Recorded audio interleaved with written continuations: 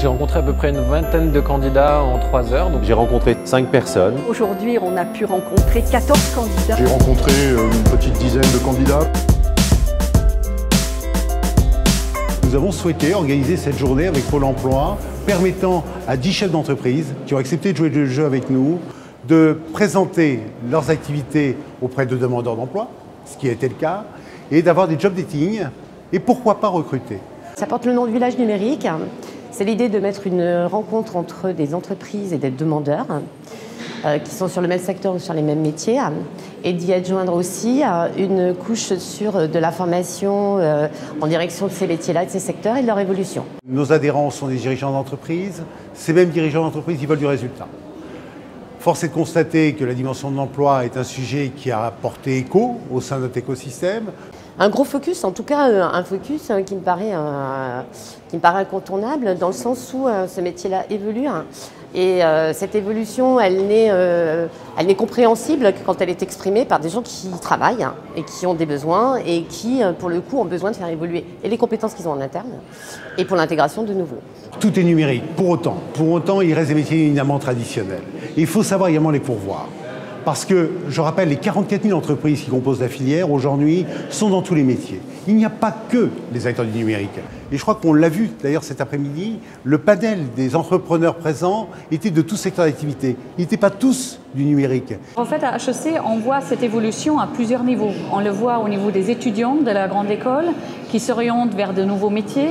On le voit dans nos programmes de formation où nous mélangeons des ingénieurs avec des personnes du management. On vient de créer un master en Big Data, en Business Analytics ensemble avec Polytechnique. Donc on voit une évolution des formations des jeunes.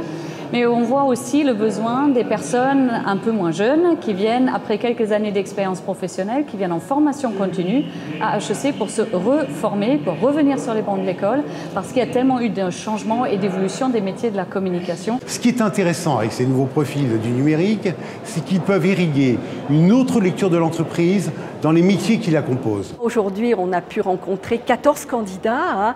Ce qui est vraiment intéressant dans l'approche, c'est qu'il y a eu tout ce travail avec Pôle emploi qui a fait le sourcing. Et je suis, par rapport à des choses qu'on a déjà pu vivre ailleurs, on a vraiment eu avec donc, Angélique Bordas, qui est notre RRH, eu ce sentiment de travail en amont, de sourcing. J'ai rencontré une petite dizaine de candidats, peut-être 9 je crois, et que c'est plutôt une bonne surprise, puisque je pense que sur les 9, il y en a plus de la moitié qui sont tout à fait, en tous les cas, dans le profil, dans la disposition, en un quart d'heure évidemment, c'est pas là que je vais les recruter, qu'on va signer un contrat de travail, mais qui pourraient rentrer chez nous demain sans problème. Depuis la création de notre partenariat avec Pôle emploi, des startups de l'emploi viennent nous voir et souhaitent également contribuer à nos travaux.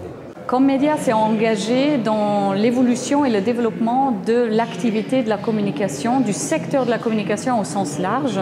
Et aujourd'hui, on voit la mutation des entreprises, leur besoin de se renouveler, mais aussi de recruter des personnes qui sont capables d'aider à cette transformation et de faire vivre la communication de demain.